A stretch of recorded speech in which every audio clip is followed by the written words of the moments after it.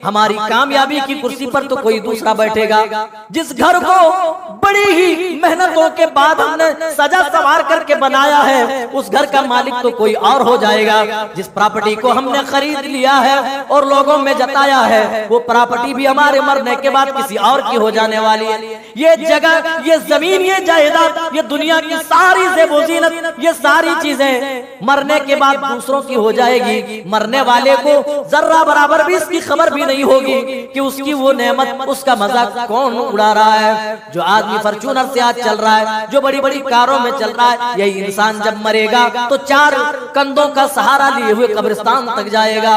वो खुद मरने के बाद नहा ना सकेगा, लोग उनको गुस्ल देंगे, लोग किसी तरह कब्रिस्तान पहुंचाएंगे। आज वो बड़ी बड़ी कंपनियों के और वो बड़े बड़े ब्रांड के कपड़े पहन रहे हैं लोगों, लेकिन कफन का कोई ब्रांड नहीं होता है। इंसान जब मरता है तो एक ही तरह सफेद रंग का कफन दिया जाता है।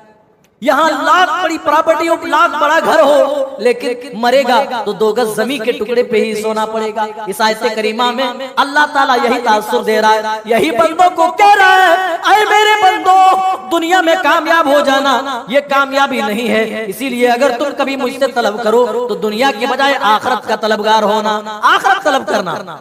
जी, आखिरत मांगना मुझसे, क्योंकि जो आखिरत का तालिब होता है उसे मैं दुनिया भी देता हूँ और आखिरत भी देता हूँ।